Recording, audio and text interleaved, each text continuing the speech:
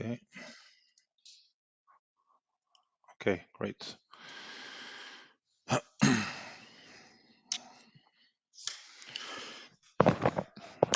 Okay, so let's get going. Good afternoon, everyone, and welcome to the 12th event of our Impact Investor Circle Geneva-Zug series, which was launched in November 2020 under the theme Improving Access to Impact Capital for SMEs in Africa. After having covered the first 8 episodes, the most important players in the Zambian impact investing ecosystem, with a particular focus on the market enablers and the suppliers of impact capital.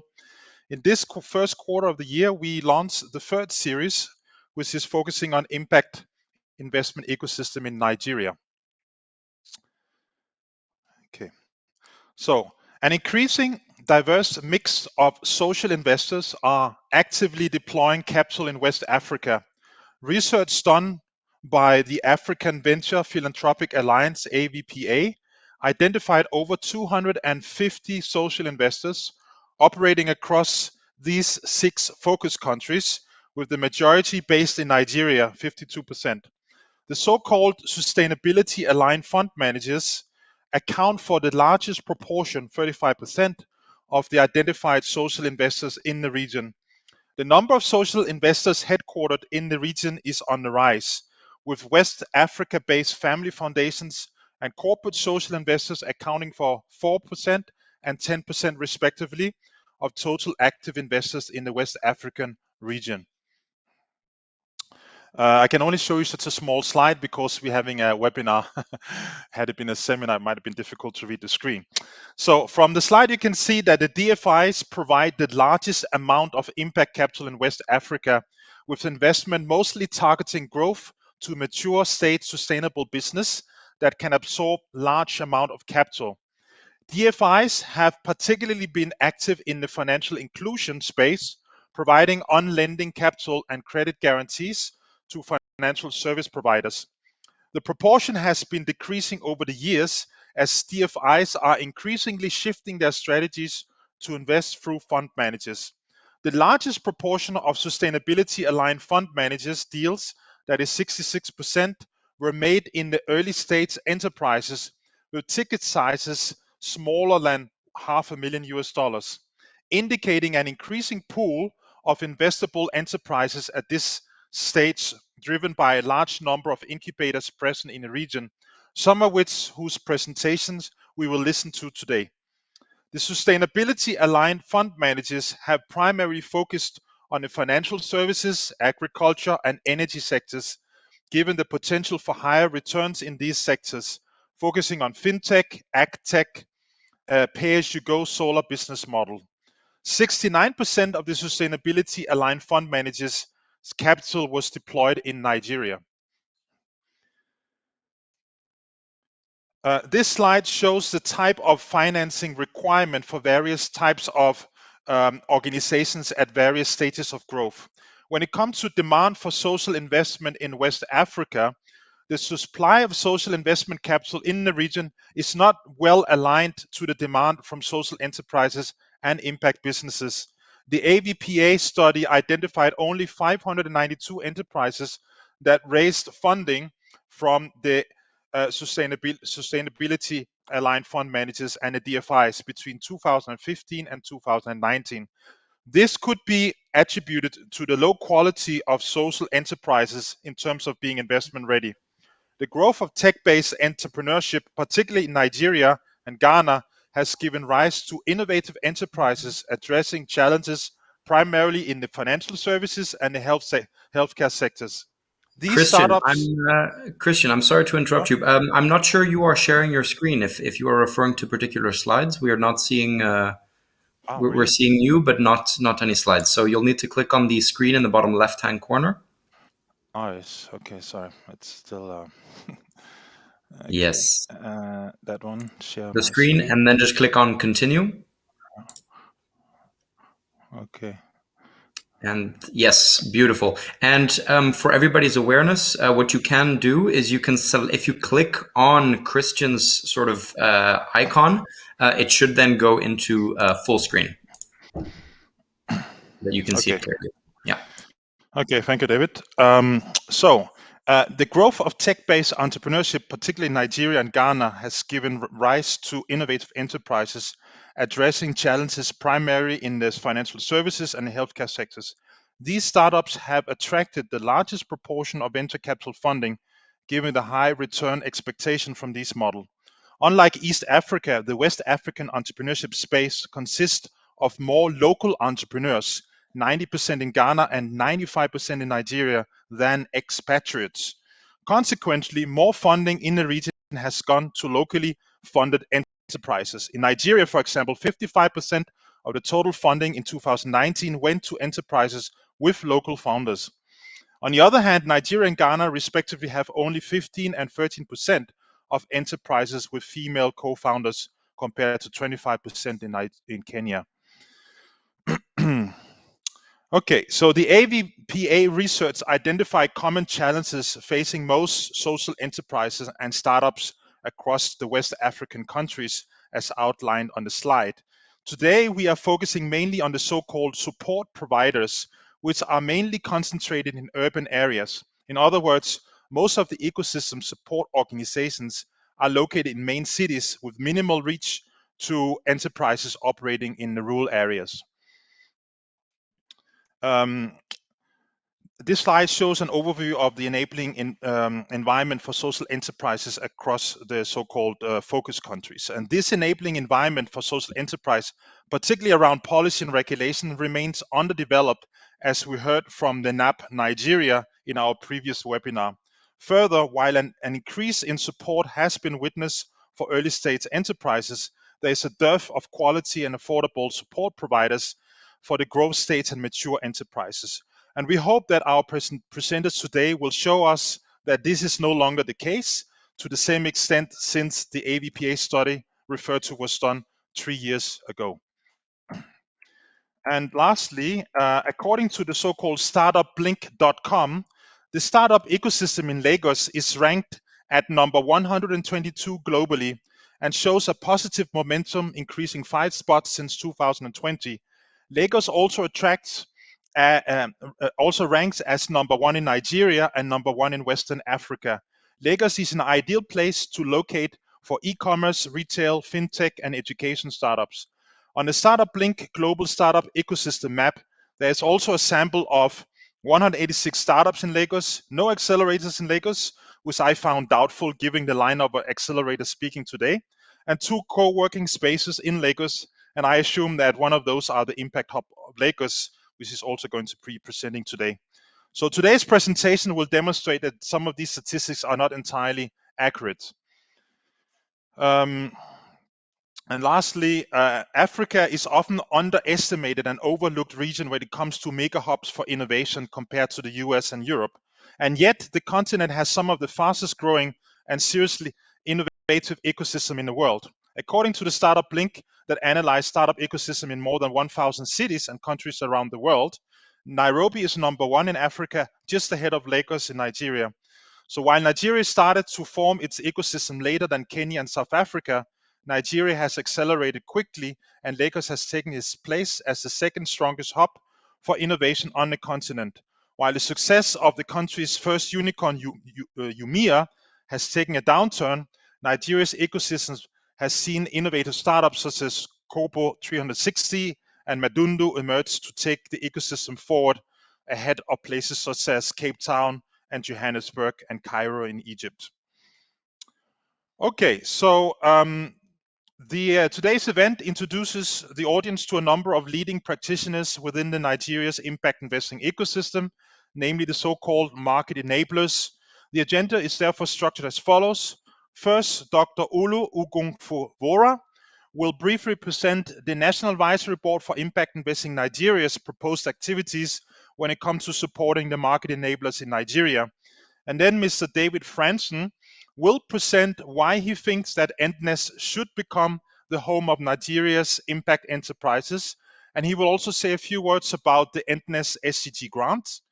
This introduction will be followed by part 1 of the core program, where the founders, CEOs, and representatives of 6 of Nigeria's leading market enablers will present the role they play in making Nigeria a more attractive tech and or impact investment destination. This will then be followed by part 2, where specific questions to the presenter will be raised. There will also be an opportunity for a short exchange with the attendees, and the event ends with a few concluding remarks regarding our ESG toolkit and the next steps for the participant and investors, as well as the next events. This is a live session.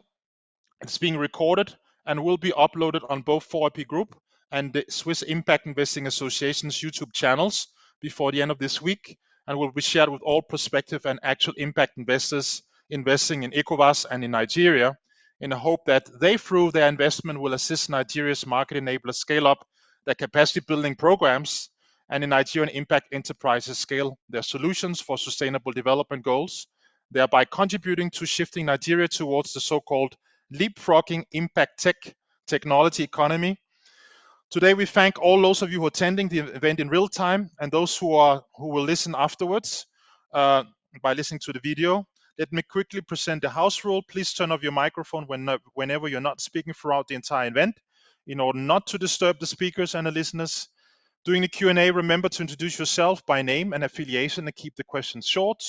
Please do feel free to use the chat box to introduce yourself and raise pertinent questions, which we shall seek to answer during the Q&A. So, without any further ado, Dr. Olu Ogunfowora, over to you. Yeah, thank you very much, Dr. Christian. I'm going to share my screen if I can. I'm trying to see. Yes, so in the bottom left-hand corner, you should see the screen icon. And if you simply click there, and then in the pop-up that you'll see thereafter, if you simply click continue, it will thereafter allow you to share your screen.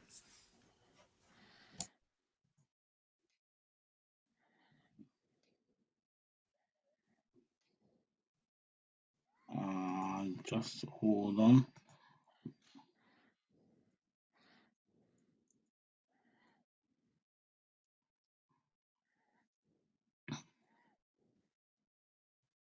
Wow.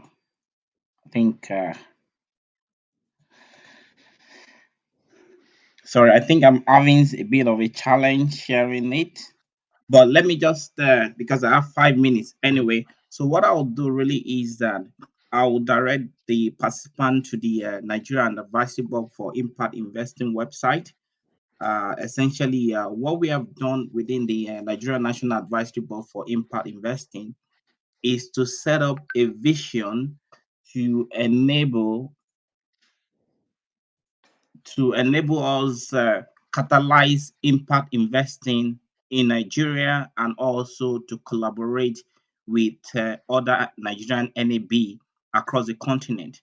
So the Nigerian Advisory Board comprises of influential leaders across social sectors and also private sector and policymakers. And the reason for this really is that we want to achieve impact at scale.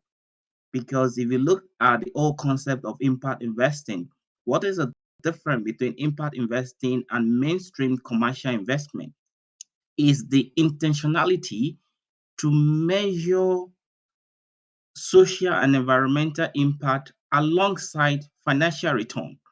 Even we want to support MSMEs, we want to support social enterprises, but we recognize that the kind of impact that we need to achieve, we need to be able to mobilize private capital to be intentional about impact as well.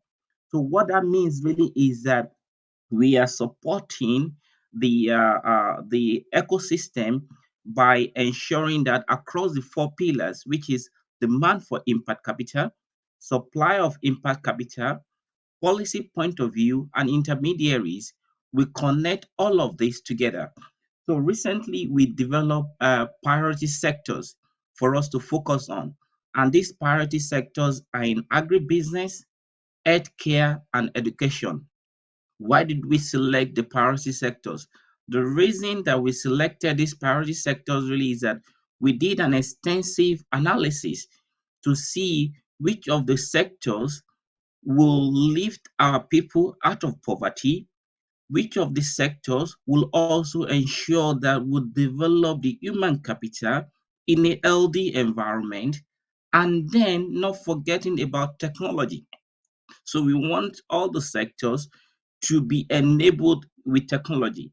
So then we align these sectors to the SDGs, because at the end of the day, really, when you want to measure impact, and as people who are familiar with the impact measurement and management ecosystem, the impact is better to align it with SDG impact. So in everything that we do, we want to be able to ensure that we've been able to move the needle in SDG 1, which is no poverty, SDG 3, which is focused on healthcare, SDG 4, which is on education, SDG 5 on gender equality, and we also looked at SDG 8, which is economic growth and decent job, and also for SDG 9, which is on innovation, infrastructure, and the technology to enable this. Now, specifically, how are we ensuring that we have our accelerators to be able to identify those opportunities that will also ensure that we achieve impact at scale? We are currently mobilizing a $1 million fund to support the intermediaries, because we do know that the impact capital, supply of capital, even though is available, but most enterprises are not investment ready. And most of these enterprises, you realize that the amount of effort, I mean, from somebody with experience in investment banking, for you to close a 100 million transaction and a $1 million transaction, it would take you the same amount of effort and time.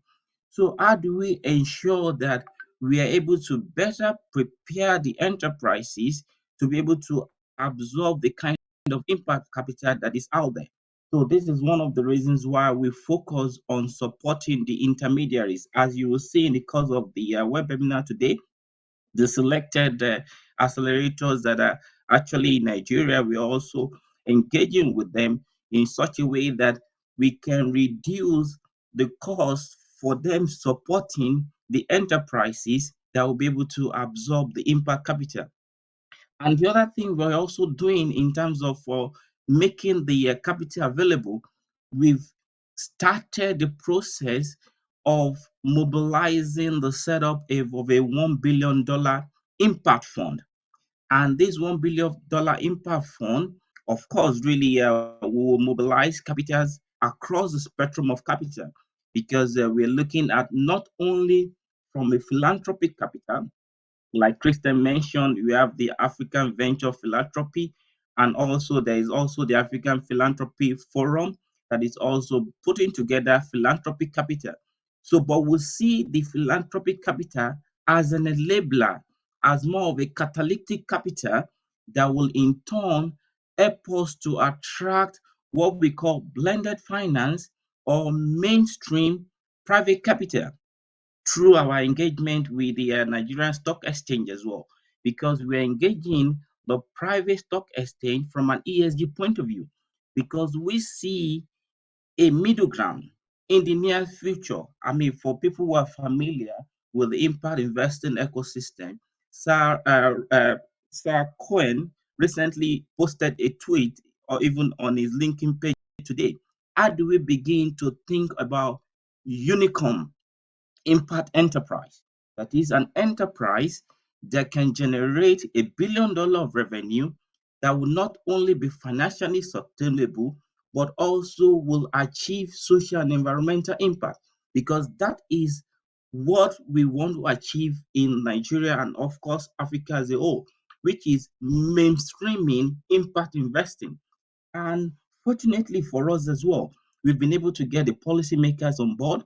There are also consideration in terms of setting up a wholesale fund, in which we are talking with the Federal Ministry of Finance how to support in from a policy point of view, and providing the required tax incentives for investors that are willing to invest not just only for financial returns, but alongside social and environmental impact.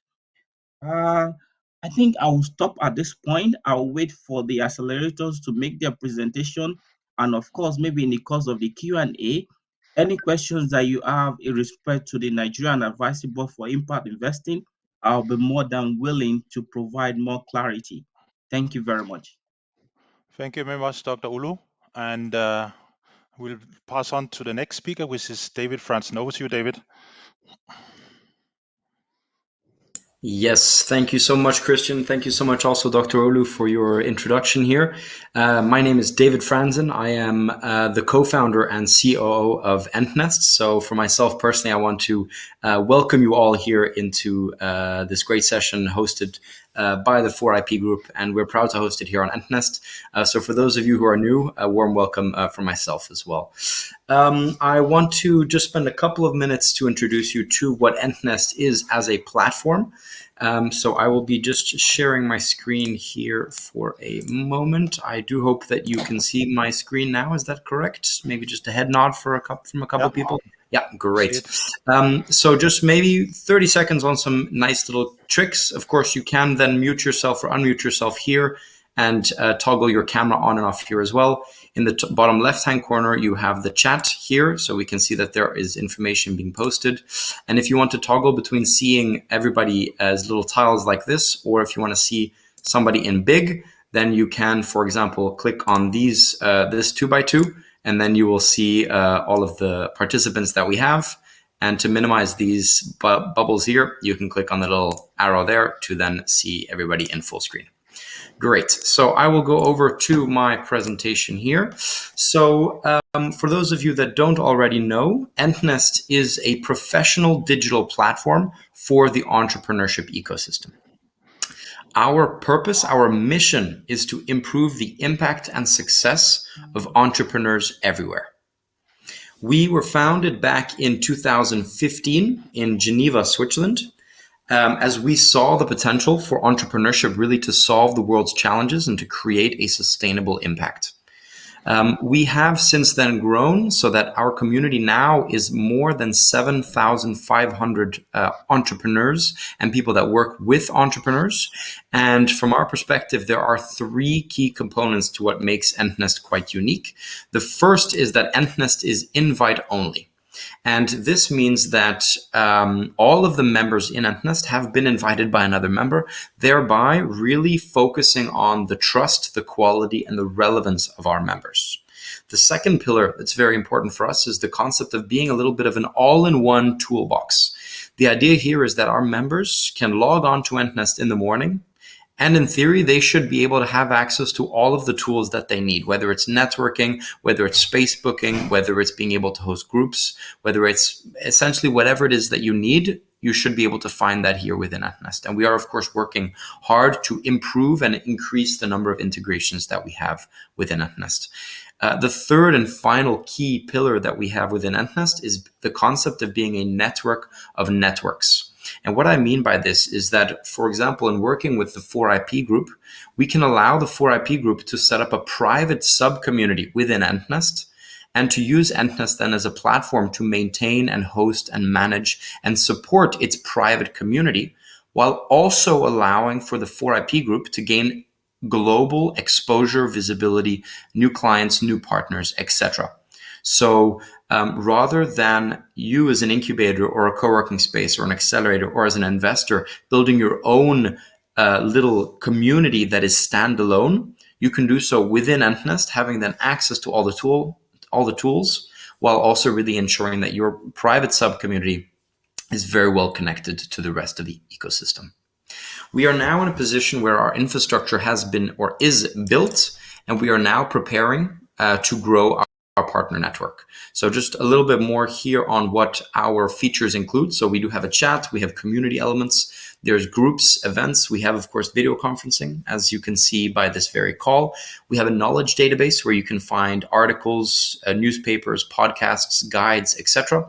A marketplace where you can place offers and needs, badges, file sharing, private comments, sort of the split between public and private. And of course, again, that Entnest is invite only to really foster this sense of quality and trust, right? And these are, of course, part of then our cornerstones.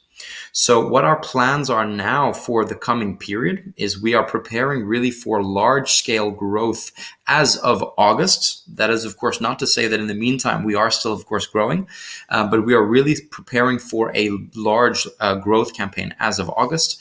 And what we're doing now is really now reaching out to all of these types of organizations to set up now collaborations with you. So just to give you some ideas or examples, this is the ecosystem in Switzerland that we are now reaching out to. We are looking for 10 partners in each of the 12 categories in Switzerland. And we are also looking to do the same in the Netherlands. But we would be more than happy also to create an ecosystem similar to this also for Nigeria and many other countries as well. So if you are interested to also utilize the Entnest platform further, then please either reach out to myself or to Christian. But I would also like to briefly introduce you to, this is the larger scale team that you will be working with. But I would also like to introduce you briefly to my colleague, Dorina, who is here in the call with us as well. And she represents all of the SDG accounts that we work with, because we do have a program that we call the Entnest SDG Grant program. And this program supports organizations working on an SDG initiative. This can be incubators, accelerators, co-working spaces, investors. It can also be NGOs or public organizations. So if you are working on an SDG initiative, please reach out to either myself or to my colleague Dorina, or of course to Christian, who is here as a host today. So I hope that I have provided you with a little bit more information into what Entnest is and the value that we can provide to you. I want to thank you again for being here and welcome to Entnest. At that note, I want to hand it back over to Christian. Thank you. Thank you so much, David, for these great insights about all of the utility and that whereby we can use this platform to help support the entrepreneurship ecosystem in Africa, particularly Nigeria. So without any further ado, let me just quickly share my screen so we can see where we are in the program. Okay, so, okay. Are we at here?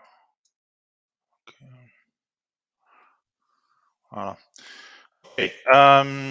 Yes, so now we come to the core part of the program, and we'll start with the representative of SME-Nigeria, Nigeria's SME Impact Investment Platform, Mrs. Thelma Ikio, Managing Partner for SME.ng, Nigeria's SME Impact Investment Platform. Over to you, Mrs. Ikio.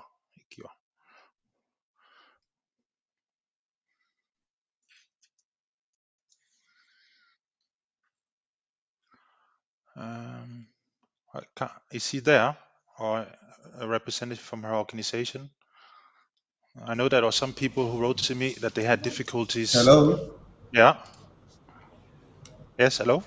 Okay. Yes. Hello. My name is Uremu Amachatuja. I represent Mr. Ekio for SMENG. I'm the grants manager. So I'll just give me a moment to put on my presentation. Yeah. David, maybe you can guide him if he's not familiar with Entnest. Yes, absolutely. Hello and welcome. Yes, so in the bottom left-hand corner, you have a little screen icon where if you click on that, just to the left of an icon of somebody putting their hand up, if you click on that, you'll get a pop-up. And in the pop-up, if you click on the button, that should then allow you to share your screen.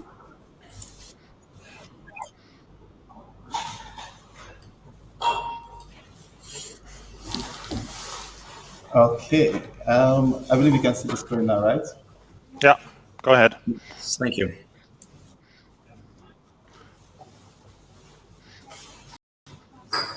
Okay, so SMNG, we're impact investment platform here in Nigeria. We invest in women entrepreneurs and by extension, youth-led businesses. Our financing model is blended finance and also is genderless in as part of our financing model. So in SMENG, we have 5 pillars that holds our platform. We have She Works Here, that is our all-women accelerator. We have the AB Fund for bottom of the pyramid, women entrepreneurs. We have a WIF fund for top tier women entrepreneurs. We have the Fund Space, which is our annual convening platform for entrepreneurs and the key players in the genderless investment space. And we have our e-commerce platform, which we just set up recently for women entrepreneurs. So I'm going to go through some of our just a little bit detail. So the She Works as our all women accelerator. It is the first non-tech women accelerator here for women entrepreneurs. We've had both online and hybrid accelerator programs for women entrepreneurs across 9 states in Nigeria, including both in the hard to reach northern states in Nigeria. And we have been able to provide funding for in form of grants and loans for over 28 women entrepreneurs. So one of the in 2020, at the peak of the pandemic, we did a national survey on the impact of the pandemic for women entrepreneurs, and we part of the findings we got was that part of the findings that we got from the findings we got during the survey, we saw the need for developing an urgent funding facility for women entrepreneurs, and then we came up with this swap grant facility for women entrepreneurs. We were able to raise funds for 25 women entrepreneurs who were in manufacturing, agro-processing, renewable energy, and health sector. We're able to provide funding for 25 women from those sectors. And currently, we are currently implementing this project. We'll be rounding it up by September this year. Then, for another thing we did was that we were able to also come up with the swap loan facility for women entrepreneurs. We've been able to raise 4 billion naira. That would be equivalent of that would be about 4.2 million dollars for women entrepreneurs, which we give in form of loan that has friendly payments, repayment terms, and long tenure for these women entrepreneurs. Something we also discovered in the while we carried out our survey was that women entrepreneurs had challenges, migrating their businesses into online platforms.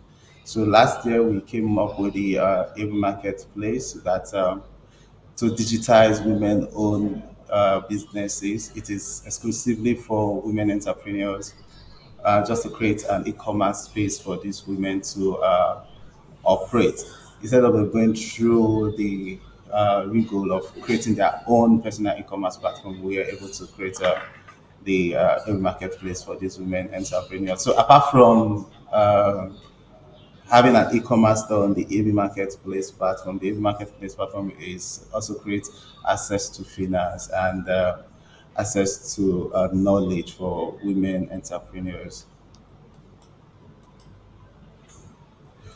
Okay, like I earlier said, SMEG has 2 funds. We have the Women Investment Fund, which targets women at the top of the pyramid. That is women whose business have an annual revenue of over 100 million naira.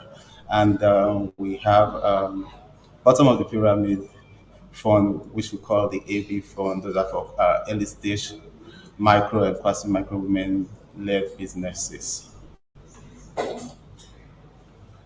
Okay, so our track record so far is that we've organized our accelerator programs for women entrepreneurs. And I talked about the national survey that we've carried out. I said, although we focus on women, but by extension, we also focus on youth-owned businesses. So we're able to also provide catalytic grants for six youth-led businesses, and 50% of those youths were women, or let me say young girls. Yeah. So those are some of the track records that we've gotten so far. These are some of the organizations that we've partnered with Okay, last since minute, 1 minute inception in left. 2019. And yeah, that is it. Thank you very much. Okay, perfect. Just on time for the 7 minutes presentation. So without any further ado, we move on to Mrs. Bamidele Seon Ovula, founder and CEO of Welcome to Africa International, a private development company with the goal of catalyzing finance and investment to Africa. So Mrs. Ovula, over to you. Hi, good evening, everyone. I'm working on sharing my screen now. Okay. Bamidele was unable to make it, but I'll be taking up from her. That's fine. Most important thing is that the organization is present. Right. So, good evening. My name is Achalu, investment lead at Welcome to Africa International. On this webinar, I'll be discussing the role of market enablers within the Nigerian impact investment ecosystem, especially with regards to the work that we are doing at Welcome to Africa. A quick story. Our founder was born and raised in London. Growing up, she always thought Africa was a place filled with tiny villages and large forests. But on her return, she met a thriving community, an agricultural powerhouse. Since then, she vowed to change the African narrative. Welcome to Africa is a trade and investment facilitation company with a focus on the agricultural and maritime space. We are led by a board who combined have facilitated over $5 billion dollars worth of investment into and across Africa. Over the couple of years of our operations, we've partnered with organizations such as the World Bank, GIZ, IFAD to work with SMEs that eventually have impact in the local communities that they are operating in. Nigeria is faced with a lot of pressing challenges that the government alone cannot solve. SMEs, on the other hand, have proven to be an engine for providing solutions to these problems. But startup success in Africa is generally low when compared to global averages. Statistics say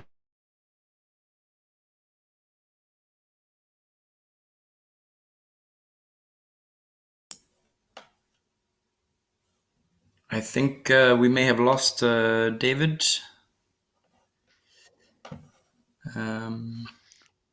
Okay. Is he still online, or is he logged? He logged out? I Or? do see the the gray icon over his section. So I do believe that means that he has lost connection. Maybe we should proceed to the next speaker, perhaps, and upon David's return, we could return to his presentation, perhaps. Okay. In the next speaker is Mr. Wole Odetayo from Vennovation Hub. This is a pioneer innovation hub in Nigeria, providing the best May I know tech if you startup. Hello? Yes, can you hear me, please? Oh, you're back. Okay, so please continue. You have another 3-4 minutes. Go ahead. All right. So we approach investments generally with a midterm perspective to support early growth and then market expansion. During our 3 month hybrid accelerator program, we offer services from advisory. So we employ a hand-holding training and mentorship technique to ensure that these companies are investment ready. And once we reach that point, we are able to facilitate investments into their organization through our global network of investors, both private and corporate.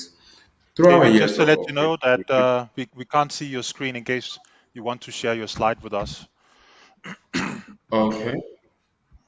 All right, let me get right back.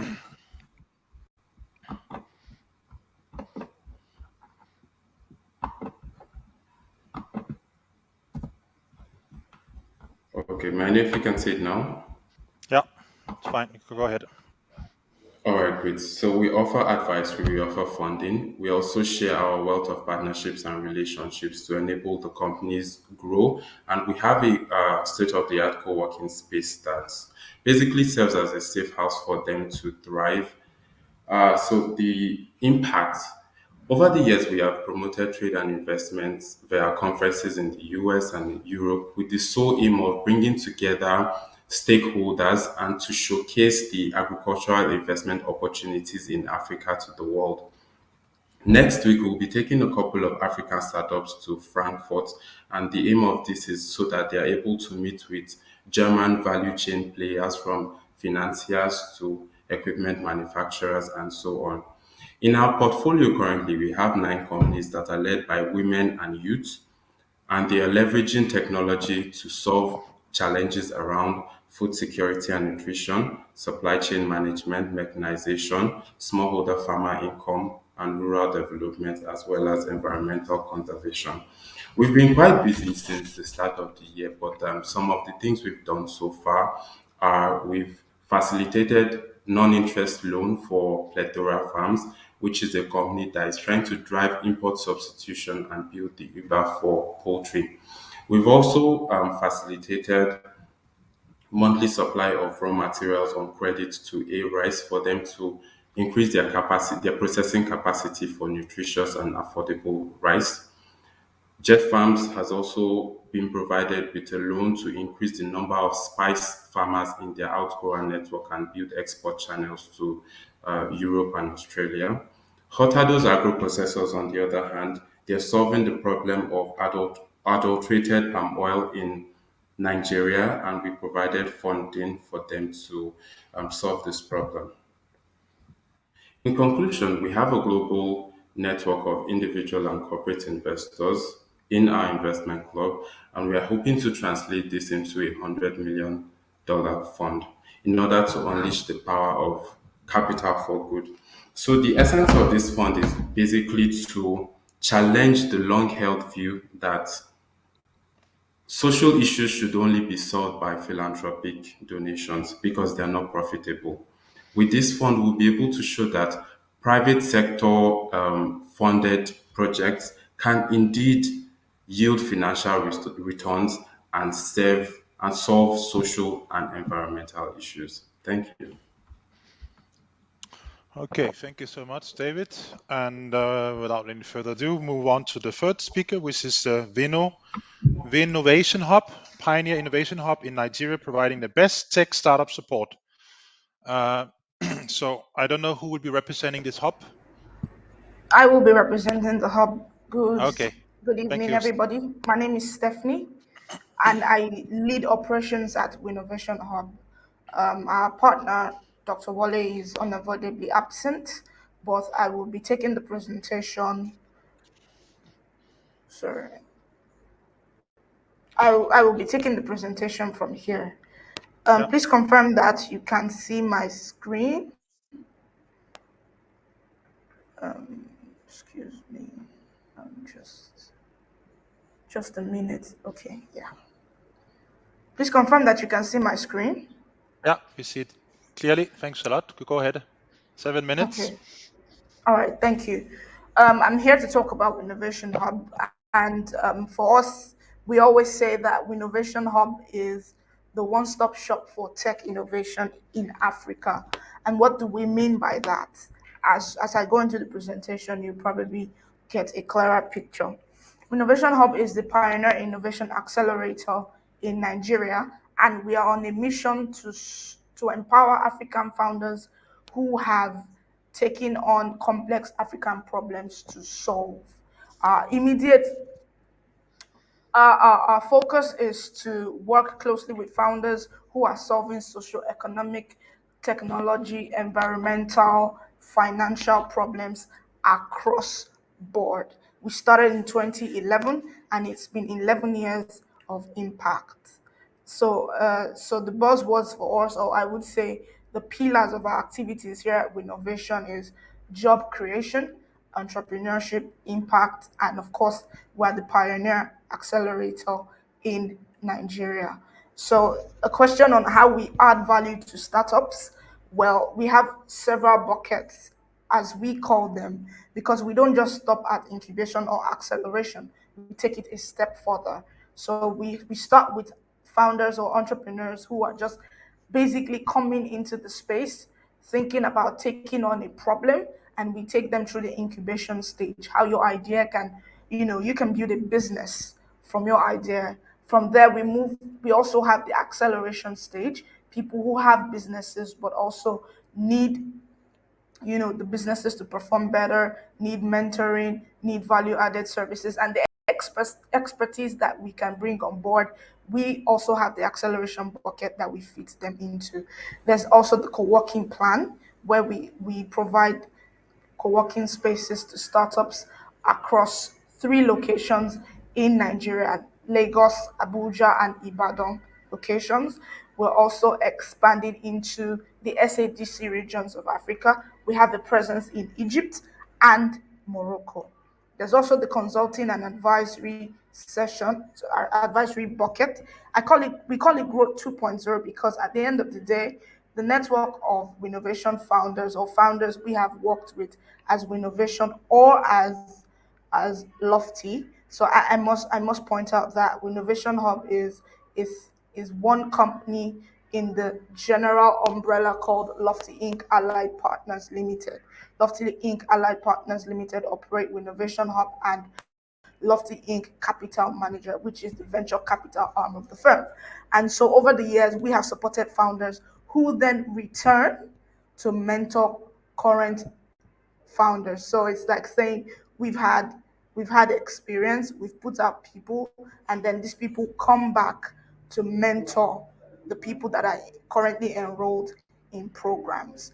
We also have the blended program. So some startups require a little bit of everything. We have programs that we can design to fit the startups wherever stage that they are, and we take into cognizance the unique needs that they have, right? And here's a snapshot of our story and the impact that we have made since 2011. So far, we've created directly and indirectly 12,500 jobs in the African ecosystem. We've supported over 450 Please remember to move your slides. Unfortunately, we are still on first slide. So billion dollars. Follow-on funding, follow-on funding for these startups is put at 1.6 billion dollars, above 1.6 billion dollars. We have Stephanie, a huge Stephanie, sorry for focus on interrupting. women-led businesses, and we have supported. Stephanie, Yes, you have forgotten to move your slides. You're still on slide number yes, 1. So we can't see where you are now on which slide.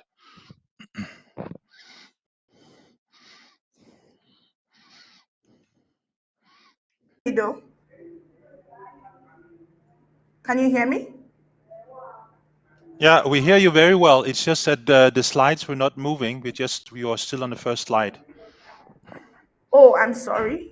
Sorry about that. I was moving from my own end. Okay, sorry about that. Can you see the innovation story now? Yeah. Okay. All right. I'll quickly just run through again. We have several buckets that we work with startups. We put our services in buckets because it's easier to define. And of course, there's the blended program that cuts across a little bit of all the other four that I have mentioned. This is a snapshot of our story and the impact that we've made since 2011. We've created 12,500 jobs directly or indirectly. We've supported over 450 teams. These startups that we've worked with have gone on to raise initially around $500 million. And of course, as a follow on, we have startups going further to raise $1.6 billion. We have a focus on women-led startups. We've contributed to at least supporting 150 of them. We've trained over 50,000 youths in our programs that we run in collaboration with development agencies and strategic partners. And of course, I mentioned that we have three locations in Lagos, Abuja, and Ibadan.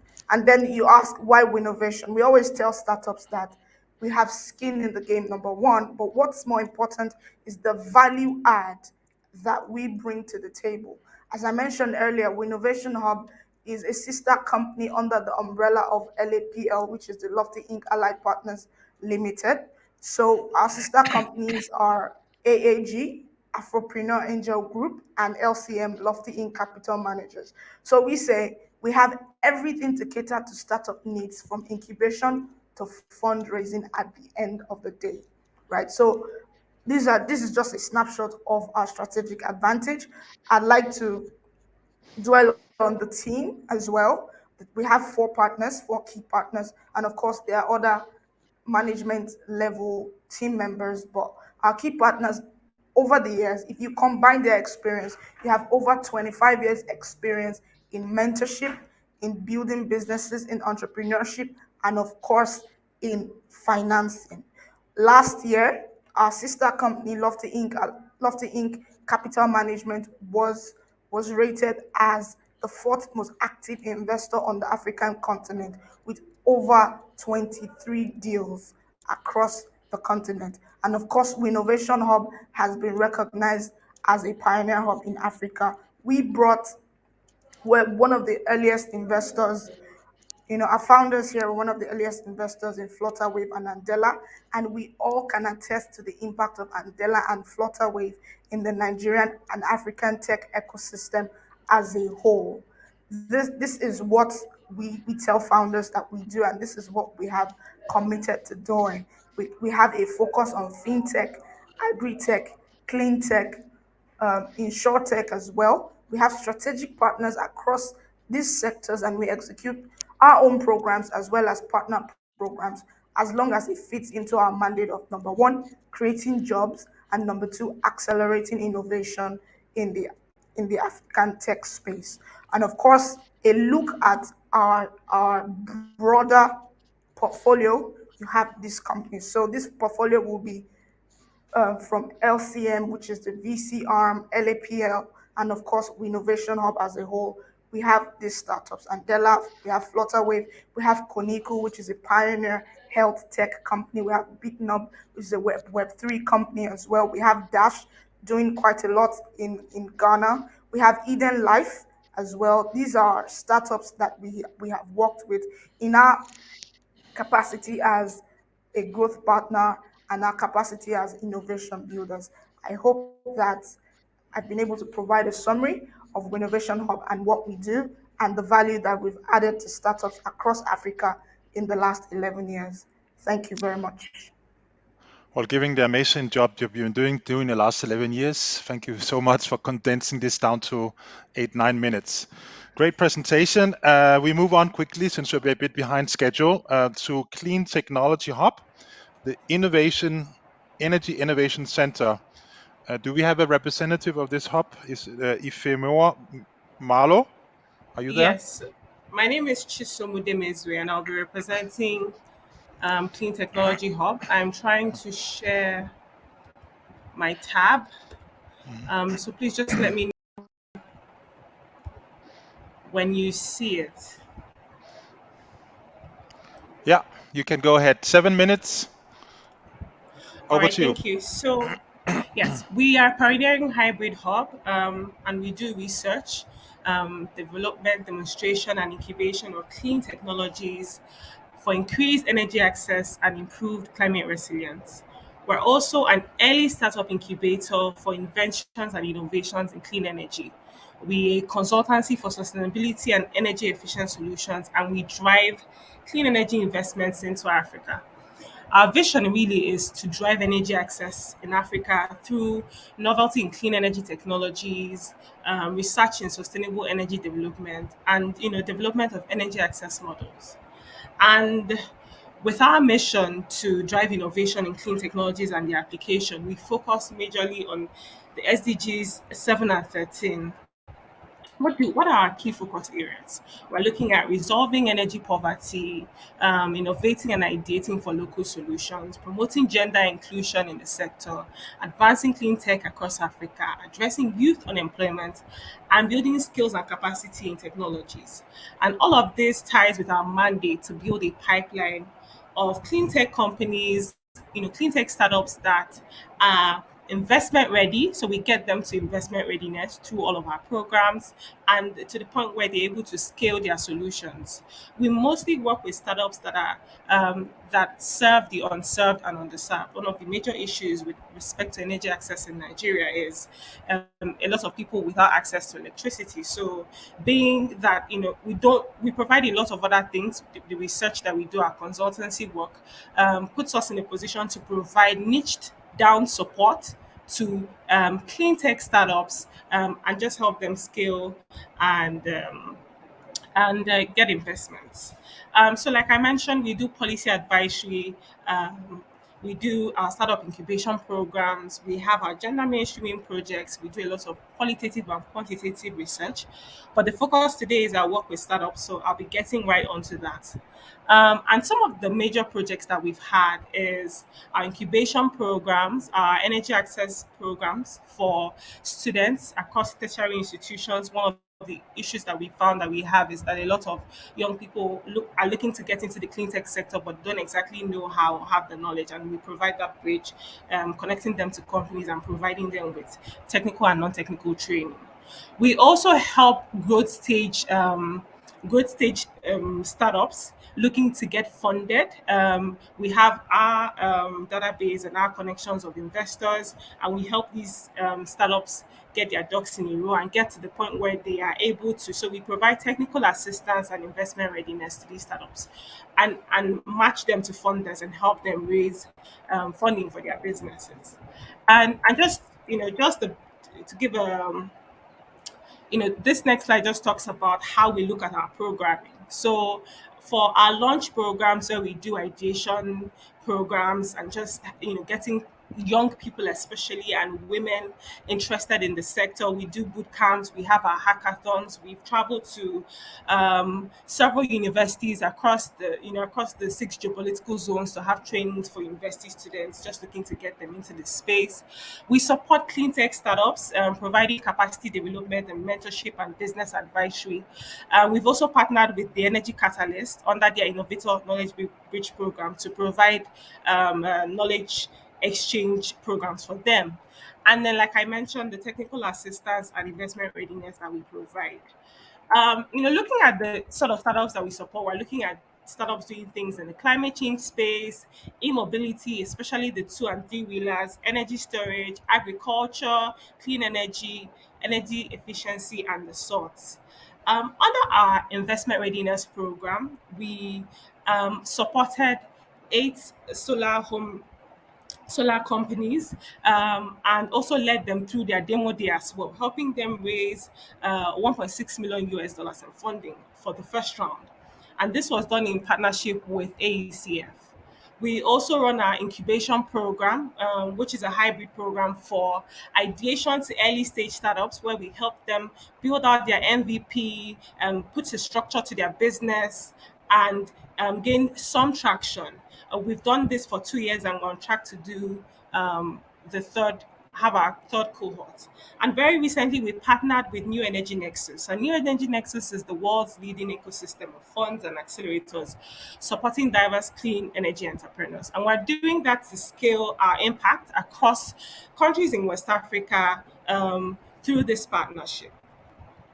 What Just taking a look at our impact so far, we've supported over 40 startups, with these startups doing things across the mini grid space, clean cooking, like I mentioned earlier, clean energy, the agri-tech space, and all the verticals really of the energy access and climate change governance umbrella, which we sort of operate under. So, we've done quite a lot of work with these businesses, just helping them stay on track and helping them raise funding and pivot and just have a proper structure as they progress.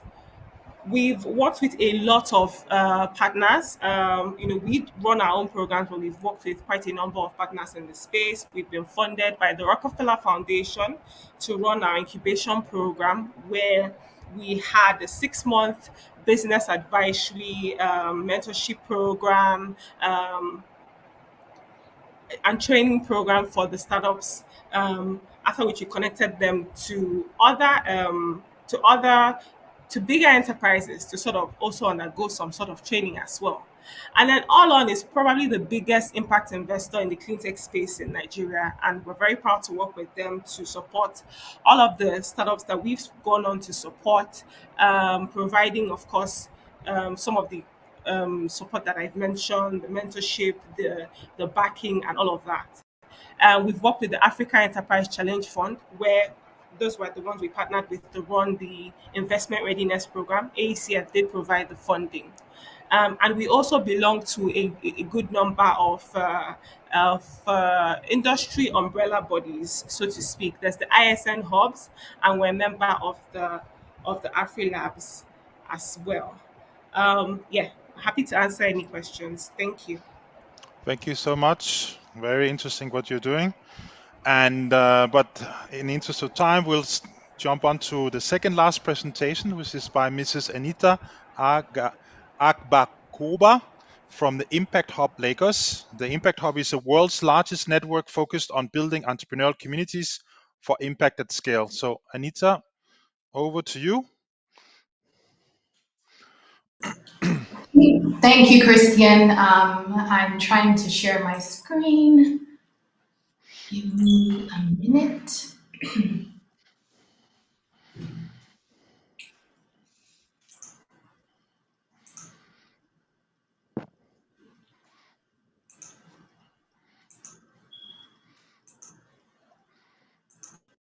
Please let me know if you can see my screen. Yes, it's perfect. You can have 7 minutes and go. Okay.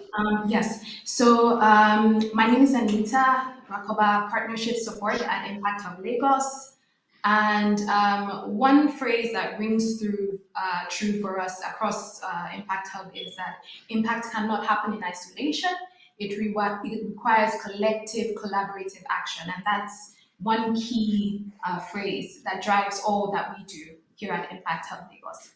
So Impact Hub basically is the world's largest network focused on building entrepreneurial communities for impact at scale. So the global network itself is in over 100 locations, in over close to 60 countries across the 5 continents, and we are 17,000 members plus strong, and we've run in total across the network 460 plus programs. So basically, going to Impact Hub Lagos and who we are. Essentially, we're a member of the Impact Hub Global Network, and we launched in 2017 here in Lagos, Nigeria. And since then, we've been providing support to entrepreneurs and other players within the innovation ecosystem in form of inspiring spaces, facilitating collaboration and community, and as well as providing tailored support solutions by way of programs, incubation acceleration type programs, capacity building trainings, amongst other services. So our work here at Impact Hub Lagos is anchored in the SDGs. For us, all that we do is anchored in the SDGs because we believe that what else is the best framework for you to track impact or to measure your impact than the SDGs? So, okay, in terms of our offerings here at Impact Hub Lagos, we offer services in 3 different phases or 3 different layers of support. We offer support in form of inspiring infrastructure. So we have co-working spaces, private offices, event spaces, meeting spaces at our facility here in Ikoyi, Lagos. We have a dynamic space, 5,000 square meters. We also provide support in terms of community. So as I mentioned earlier, we are part of the larger Impact Hub global network, and it's 17,000 members strong. So whoever is a member of Impact Hub Lagos gets access to that community in form of the community app, and where members can share resources, participate in capacity building activities, have access to opportunities, share and bounce ideas off each other, as well as collaborate on innovation. And by virtue of our global connectivity as well, we're able to run for our partners and for our members as well, as the case may be, translocal programs, Pan-African programs, global programs as well. So our roles, I would say our role in the innovation space as a market enabler runs across several phases or several streams. We develop a locally rooted, globally connected pipeline of impactful innovations, of course, by virtue of the members that we have within our community, and of course, in interacting with the different stakeholders in the innovation space, be it foundations, corporations, investors, NGOs, academia. What we try to do is to connect entrepreneurial innovation with corporate institutional innovation through our policy hackathons, enabling public policy, our partnerships with public-private sector, and of course, we also deliver scaling infrastructure for impact entrepreneurs by running tailor-made programs. And the process for us is we identify the innovation or identify the opportunities for collaboration with partners, and then we go on to ideate how the partnership is going to run or how the service is going to run in the case of our members. And then we go ahead to implement that, connecting and sustaining that partnership, as well as going on to provide support either in terms of access to finance and funding, or through incubation or acceleration type support, capacity building. And then we are very much big on impact, so we go ahead to also celebrate our wins or our losses, as the case may be. So I'll move on to a couple of programs that we've run recently at the Hub, starting off with the New Economy Booster program. So this was an accelerator program that focused on building capacity for 250 ventures in Nigeria. We ran this in collaboration with Impact Hub in Accra, supported by the German Development Corporation. And the rationale behind this program was to identify the sectors that were most impacted by COVID. And so we identified sectors such as in healthcare, education, trade, agribusiness, creative and culture industries here in Nigeria. And we were able to provide incubation support for at least 150 to 200 of those startups. And we went on to also accelerate those with the most potential to scale, which was at the end of the day about 15 startups. And this program was implemented between August 2020 and February 2021. And most of those startups have gone to better structure their business, seek funding, get funding, and then scale into international markets as well. Another program that I'd like to highlight is Accelerate 2030. So Accelerate 2030 is, we consider it the world's largest platform for scaling business solutions that are working towards the SDGs. So this program was launched in 2016 in conjunction with UNDP, together with Impact Hub, our sister Impact Hub in Geneva. And since 2016, essentially, we've been scaling solutions across several Impact Hubs, 20 locations at a time. So we're talking either Impact Hub solutions coming out of Impact Hub Taipei, King's Cross, Accra, Lusaka, all the way to Medellin, Caracas, and in terms of impact, from the last cohort or the cohort before the last one, because we've run 4 cohorts so far for Accelerate 2030, but in Nigeria, we've participated in 2 cohorts. The 2019-2020 cohort of the program saw a 40% rise in employment in the cohort that in the global cohort that participated in the program. And then the startups as well scaled into 16 new markets globally. And up to $6 million was raised by the global cohort in the program. So this is one of the programs that we're very, very proud of. I'm sure impact results for the last cohort that held from 2021 into 2022, once those are out, we can share with you. And then, of course, there's Deep Dive Africa, which is a program that provided early growth entrepreneurs with tools and resources to close deals and be matched with investors within and outside their locale.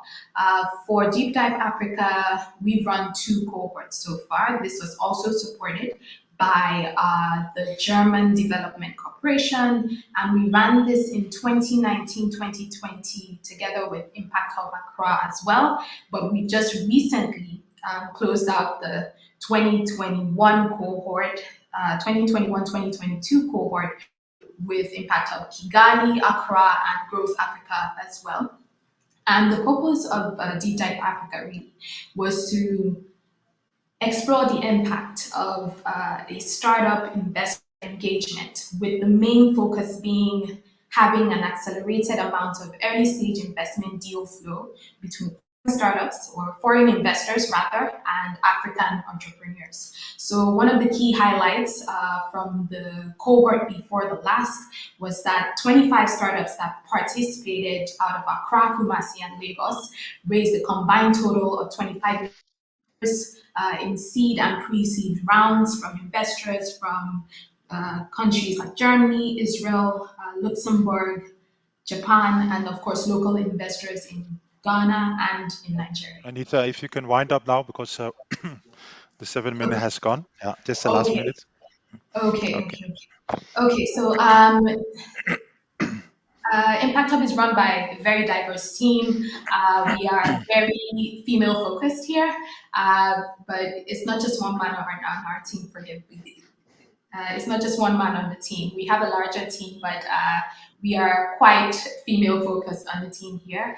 And of course, in terms of our partnerships, we've had, we wouldn't have been able to do the work we're doing without the support of our diverse list of partners, those in the public, private sector, corporates, international organizations, as well as government as well. So that is it for me. I would say that collaboration is what we're big on here at Impact Hub. So please reach out to collaborate with us. Follow us on all our socials. We're at impacthublagos.com, and I'm happy to take any questions or emails. Thank you so much, Anita, for your presentation. Great to see, particularly given the fact that my own company is domiciled in Impact Hub Geneva, to see what you're doing down in Lagos. Okay, last speaker is Mr. Olu Ogunfowora, Program Manager of the Co-Creation Hub, as a social innovation center dedicated to accelerating the application of social capital and technology.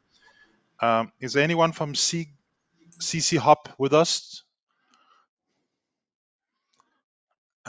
Okay, it doesn't seem to be the case. So we missed him at the previous webinar. We'll miss him again today.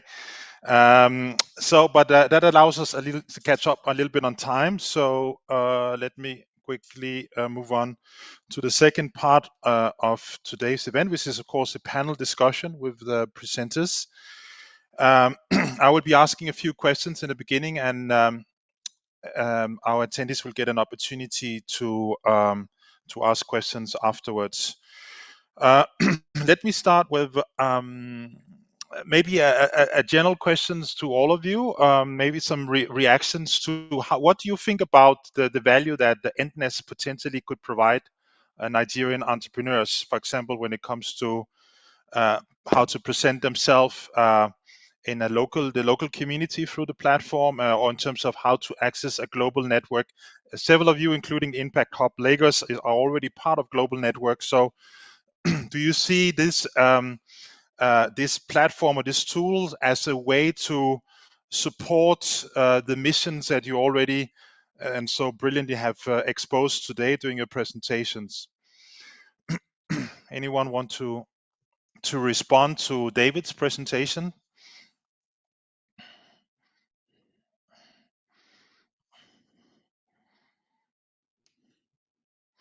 Feel free to jump in, and please keep the answers as short as possible because we are really running out of time. I believe that Anita put her hand up. Anita, yes, you can just unmute yourself. Yes, exactly. Okay. Oh, great. Yes, I wasn't sure how to go about it. Okay. Yes. I believe I can speak to that. I think that Entnest, I hope I'm saying it right, is a fantastic platform that would provide extensive value for entrepreneurs because from our experience, being part of a global community or it presents lots of advantages. You can explore what best practices look like. You get access to resources that you most likely would not get in your locale, for instance. And then the networking is always great because innovation cannot happen in isolation, like we say here at Impact Hub. So I think for entrepreneurs, it's a great space to network. It's a great space to access resources, as well as a great space to grow and to learn in general. Thank you. Thank you so much Thanks a lot, for Anita. those very kind words, Anita, and maybe just to elaborate a little bit further on that as well. Exactly as you say, Anita, I quite like that phrase that innovation cannot happen in isolation. I fully support that. And I think that's also one of the additional benefits here of Entnest is of course beyond today's or this evening's call. The event space within Entnest, of course, will remain. So that also allows all of the participants here to continue this discussion, right? To continue to ask questions or to network, to find out who else attended the event, and to continue conversations, whether privately or in the group as well, even in the future. So again, I do know that some of you have joined today's event not as an Entnest member. So should that be the case, I will put once more the invitation link in the chat. So should you be not yet an Entnest member, feel free to click the link in the chat and create a free account. Thank you once again, Anita, for your kind words. And thank you, David, for your elaborations, clarification. What role would you like the National Advisory Board for Impact Investing Nigeria to play to support your interest within the impact investing or the impact entrepreneurship ecosystem in Nigeria? You have a representative of the NABII, Dr. Olu, with us. So how do you want him to champion your cause? Can you rephrase the question again? Sorry. Well, the question was actually addressed to the hubs, the market enablers, asking them what role would they like you guys in the NABII-Nigeria to play to support their interest within the Nigerian entrepreneurship ecosystem. Okay, so they need to tell us, apart from what we're currently doing, if we need to do more. Yeah.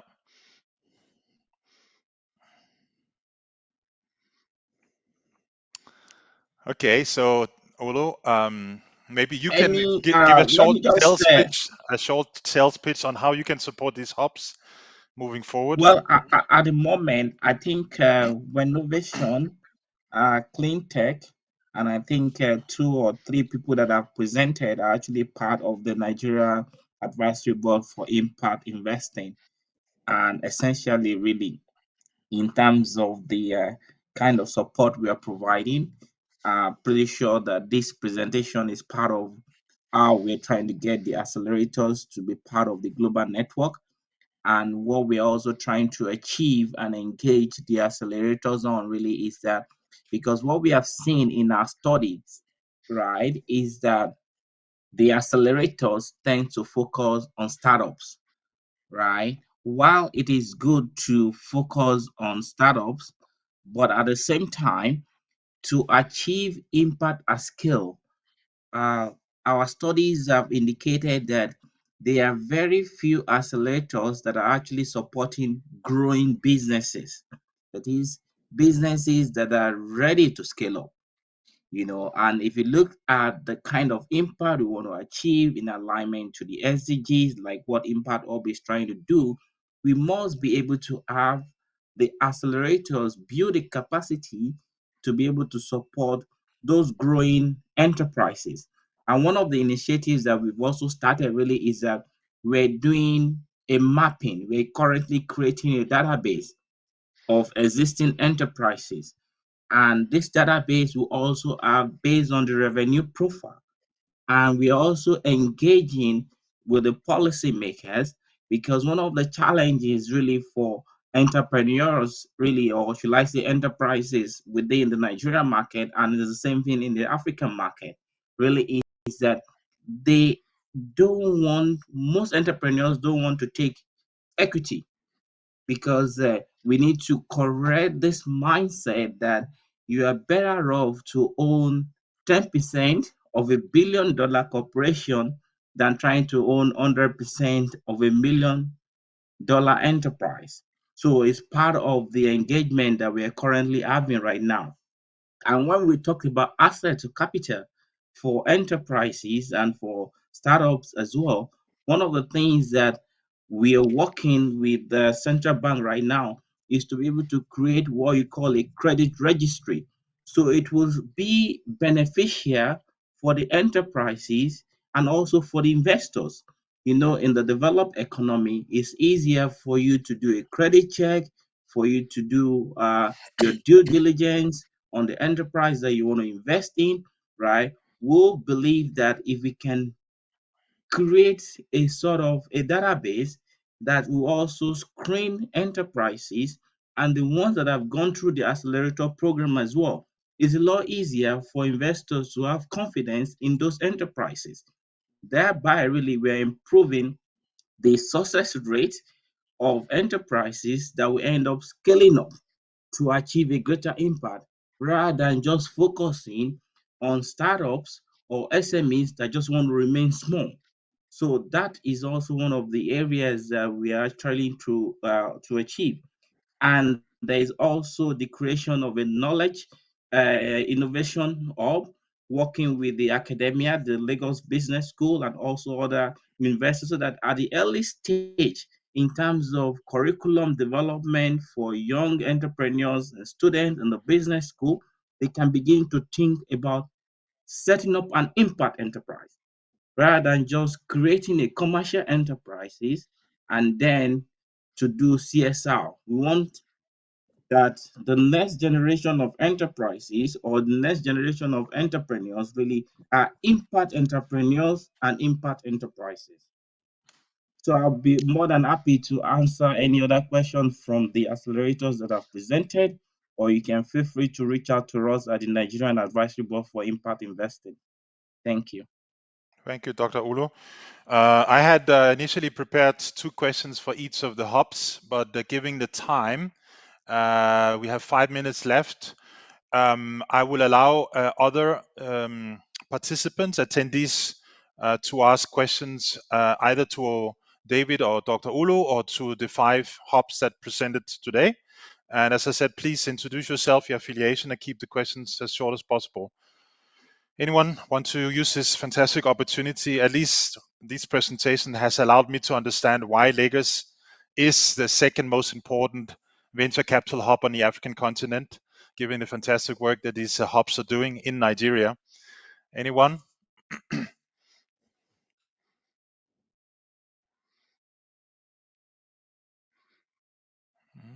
Okay. Perhaps in that case, maybe I don't want to put you on the spot or anything, Dorina, but perhaps you maybe want to say a couple words just about the SDG Grant program. I'm not sure if that's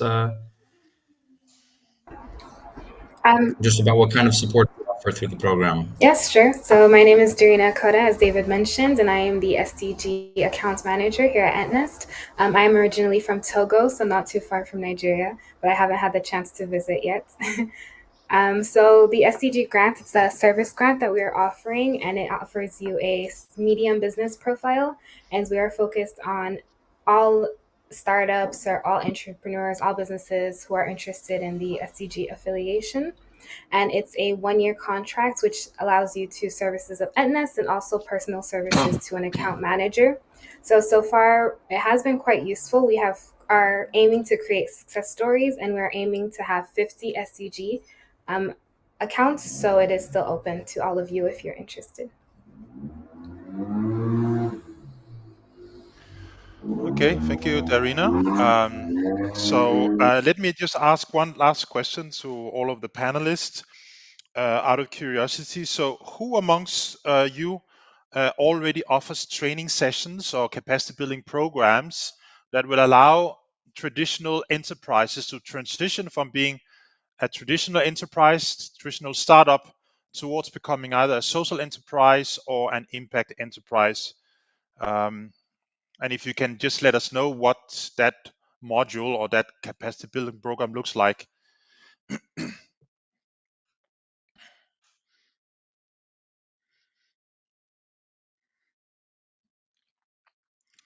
Okay. I don't know if it's okay if I go again.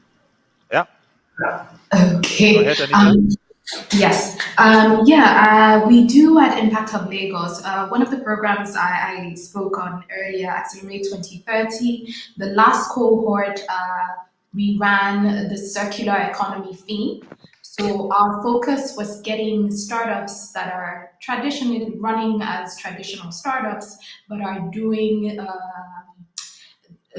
that are focused or are implementing circular strategies without actually realizing it, or they realize it but they're not amplifying the impact that their business has on circularity. So we are looking at expanding that as a network globally, and locally here at Impact Hub Lagos, to make sure that all our members are not just running their businesses, just like Dr. Olu mentioned, for profit, but they're also taking into consideration how it affects the environment, how their products, services, or their processes are impact aligned and circular aligned. So I don't know if that answers the question, but yes.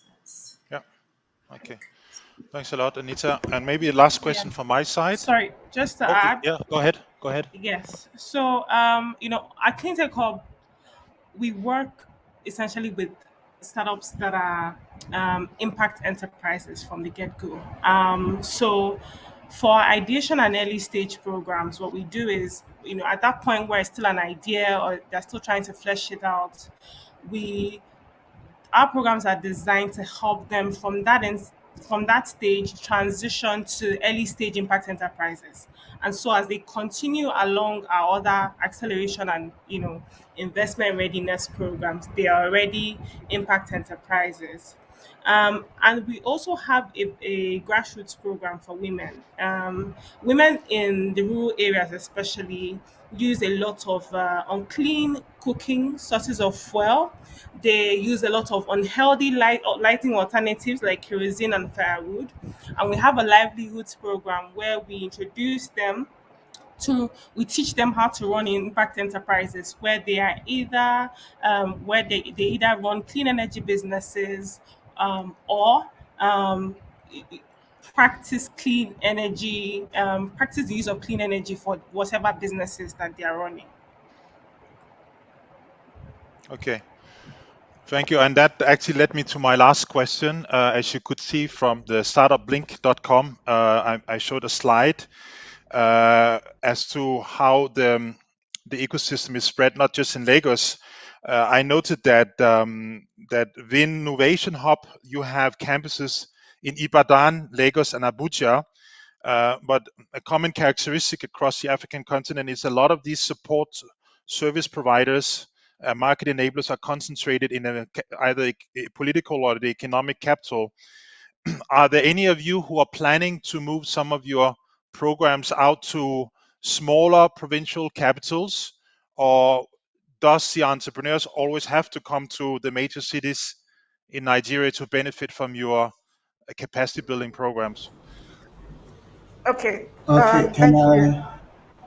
I? Okay, so I just wanted to touch on that. This is Stephanie from Innovation Hub. So we have three campuses, Lagos, Ibadan, and Abuja, but of course we run programs across various locations. And as such, it opens up us up to collaborations. I will give an example. There's a program that we're currently running in the food security and agri-tech space, right?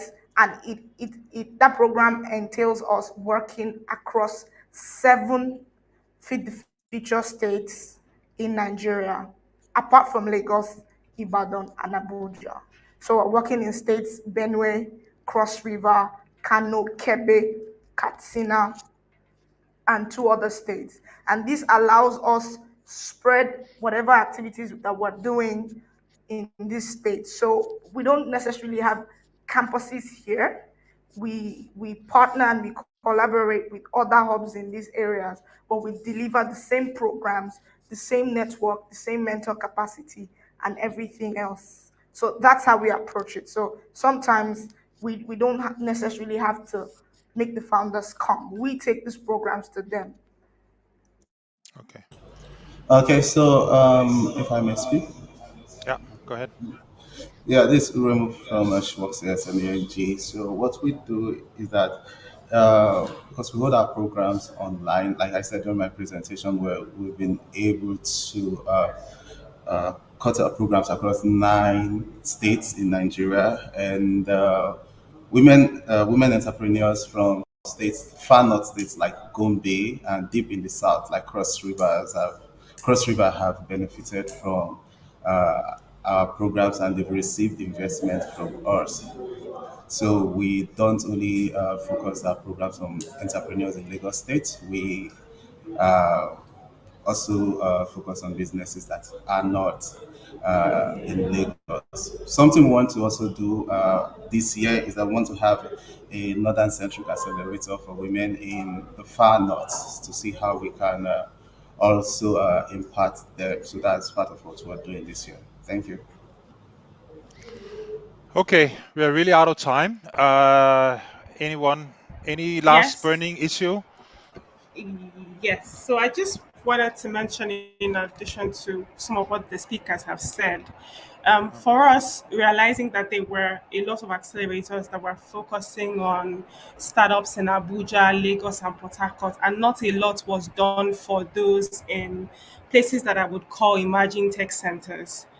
So we don't focus on startups that are in Abuja, Lagos, and all of the very popular places. In fact, prior to COVID, we traveled to some, rural areas in Abia State, in Oyo State, in the Niger Delta region, and some parts of the north to go and headhunt and identify some of these startups who, some of which were students and some were young professionals doing, some incredible work in the space.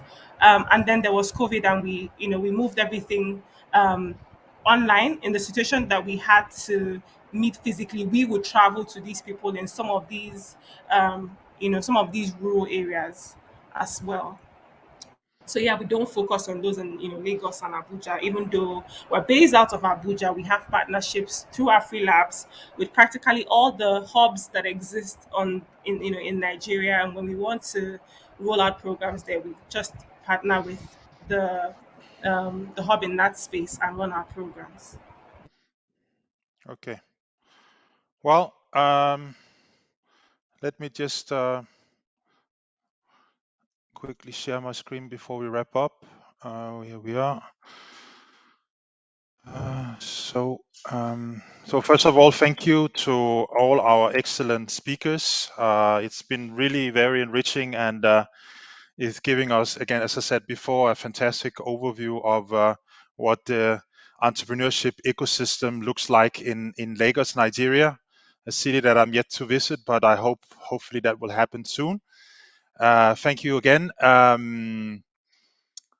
In conclusion, my colleague, Peter Chintu, that you met at the previous webinar, is not with us anymore. He has joined the National Advisory Board for Impact Investing in Zambia. So let me conclude on his behalf. I just want to very briefly mention to you about what we call the SIIA-4IP Group ESG Toolkit, which aims to help you measure, monitor, and magnify your positive and social environmental impact. As we have witnessed by working with more than 100 Zambian SMEs since 2017 to help them raise capital for growth, most SMEs in Zambia are not able to tap into various sources of domestic and international impact capital. This is not because SMEs' product and services lack a positive impact on society, but simply because they lack a guidance tool to help them tell their impact story while making them more investment ready. Based on this first-hand capital raising and investment matchmaking experience in Zambia led us to identify this important market gap. So consequently, 4IP Group with Impactpreneur Africa Limited has developed an environmental, social, and corporate governance framework called the ESG Toolkits, which help businesses transition from conventional to social and impact enterprise status. And this toolkit comprises of 7 steps that will guide this journey of transitioning into becoming an impact enterprise. It also offers capacity building trainings, which help businesses realize the need for impact consideration as agents of change in countries working to promote green, inclusive economies. And the aim is to help these businesses identify a few key SDG outcomes to be addressed through their business development and entrepreneurial activities. And the IPA ESG Toolkit as an investment readiness framework does not only help the businesses access impact capital, but also help them maximize contribution to society's well-being through their activities. So the next Impact Investor Circle event is on Thursday. We are yet to receive all of the enterprises for each of the hub who has been presenting today. So if you could please send me the name of the company, a very short description of the company that you're putting forward, as well as the ask, how much are they looking for, so that we can include that in a program ideally tonight or latest tomorrow by noon. So we can start circulating the pitching program with all our investor network in Switzerland, England, and other European countries, as well as Kenya and South Africa, and also, and of course, also Nigeria. So if you can please send that to me as soon as possible. And if you would like to do a short introduction to that company that is pitching in terms of when which program that they follow in your hub, you're welcome to do that. But we'll grant you maximum 2 minutes to do so, again, in the interest of time. And next quarter, we are moving to Ghana, where we next month will be presenting the impact investing ecosystem in Ghana together with the National Advisory Board of Ghana, as we've done with the National Advisory Board in Nigeria. And then we'll have a similar session with the market enablers in Ghana in May. And then we'll have our quarterly e-pitching event in June.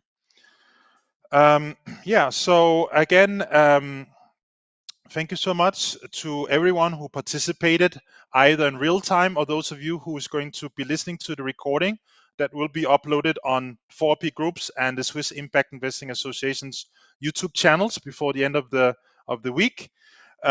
Should you wish to further engage with the organizers, with Entnest, or any of the panelists, please feel free to reach out directly to us using these contact details that you can see on the screen. So all that remains to say is to wish you all a happy, healthy, and successful time. I hope to see some of you again on Thursday, and or at the next series that will take place in Ghana next month. So have a pleasant evening, and thanks again to all of our speakers for today. It's been very enriching, and thank you so much for your support and your collaboration. Have a nice evening. Thank you. Thank you so much, everybody. Bye-bye. Have a nice evening. Thank you so much, everyone. Bye-bye. Thank Nice you. connecting Bye, you. everyone. Bye. Bye, everyone. Bye-bye. Bye. So David, I will go up now and to the settings. Yes, exactly. So in And in the bottom right-hand corner, if you click settings and then stop recording. Yep.